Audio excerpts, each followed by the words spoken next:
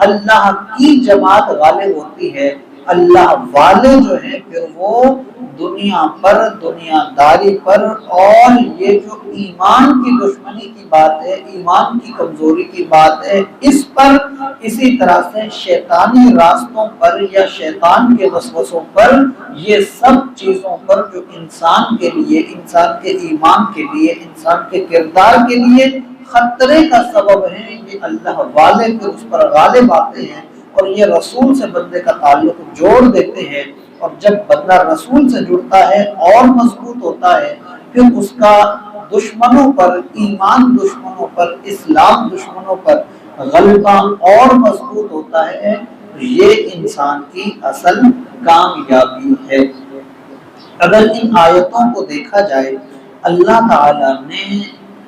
جہاں پر اپنی عظمت کا بیان فرمایا، وہاں اپنے رسول صلی اللہ علیہ وسلم کی تعلیمات کی بھی اہمیت کا بیان فرمایا، اور ان کے ساتھ ساتھ ایک چیز اور جوڑی کہ جو یہ چاہتا ہے کہ وہ رسول صلی اللہ علیہ وسلم کے طریقے کو اپنائے، رسول اللہ صلی اللہ علیہ وسلم کی نسبت کو اپنائے، ان کے راستوں کو اپنائے، ان سے محبت کا دعویٰ تو کرتا ہے، لیکن جو دل سے اس چیز کو اپنانا چاہے تو پھر اسے چاہیے کہ وہ ایمان والوں کے راستے پر آ جائے، والذین آمنوا، ایمان والوں کے نقش قدم پہ آ جائے، ایمان والوں کے طریقوں پر آ جائے، ان کے انداز کو اپنائے، ان کے راستوں کو اپنائے، ان کی صحبتوں کو اپنائے، ان کی محافل کو اپنائے، تو یہ چیز ایمان والوں سے تعلق میں مضبوطی کا سبب بنے گی،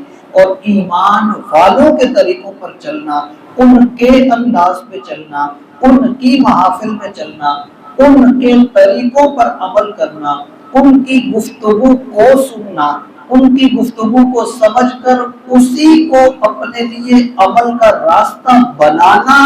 یہ انسان کی کامیابی کا سبب، اور یہی وہ چیز ہے جو اسے رسول اللہ صلی اللہ علیہ وسلم سے نسبت میں کامیابی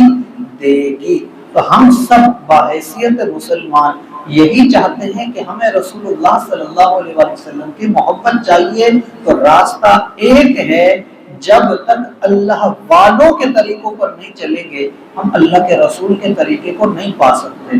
جب تک اللہ والوں کی گفتگو پر عمل نہیں کریں گے، تعلیم پر عمل نہیں کریں گے، طریقوں پر عمل نہیں کریں گے، ہم رسول اللہ صلی اللہ علیہ وسلم کا نام تو لے سکتے ہیں، ان کے طریقوں پر نہیں پہنچ سکتے۔ ہم نام تو لے سکتے ہیں، ان کے بارے میں احادیث میں پڑھ تو سکتے ہیں، لیکن اس کی وہ برکت جو اللہ کے ذکر سے، اللہ تعالیٰ کے ذکر کی کثرت سے، اللہ کے گھر کو آباد کرنے کی کثرت سے حاصل ہوتی ہے، وہ چیز پھر ہم اس کو حاصل تب تک نہیں کر سکتے جب تک اللہ کے رسول کی محبت میں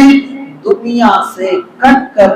جینے والے، رہنے والے، عمل کرنے والے اولیاء اعظام کی نسبت سے ہم نہیں جڑتے۔ تو یہ چیز ہمیں اللہ والوں سے جوڑنے کا سبب ہے، اور ان آیات میں بالخصوص وضاحت کے ساتھ اسی چیز کا تذکرہ ہے کہ آپ اللہ والوں سے جڑیں، محافل میں جڑیں، ذکر میں جڑیں، ان کے طریقوں پر جڑیں، اور یہی وہ وجہ ہے کہ جب کوئی کسی سے جڑتا ہے پھر اس کے پہناوے کو اپنا لیتا ہے، اس کی گفتگو کو اپنا لیتا ہے، اس کے شکل، اس کے انداز جیسا انداز اپنا لیتا ہے، اور فی زمانہ بہت سارے لوگ ملتے ہیں جو یہ کہتے سنائی دیتے ہیں کہ یہ آپ نے کیا کر رکھا ہے، یہ آپ کس کے طریقے پر چل پڑے ہو، آپ کو اپنے پیر کا طریقہ پیارا ہے یا رسول اللہ کا طریقہ پیارا ہے، اس طرح سے کر کے لوگوں کو کشمکش کے اندر ڈال کے، وساوس کے اندر ڈال کے پریشان کرتے ہیں، حالانکہ یہی وہ طریقہ جو اللہ والوں کا طریقہ ہے، جو اولیاء کا طریقہ ہے، جو پیران عظام کا طریقہ ہے، در حقیقت یہی طریقہ دنیا سے کاٹ کر اللہ کے رسول سے ملانے کا طریقہ ہے۔ اللہ تعالیٰ کے انبیاء بھی مختلف ہیں، انبیاء کے انداز بھی مختلف ہیں، اور حضور سید عالم صلی اللہ علیہ وسلم کے بھی کئی طریقے، کئی انداز ہیں۔ تو یہ تو محبت کی بات ہے کہ جسے رسول اللہ کی محبت دنیا سے کٹ کے جس طریقے پر ملی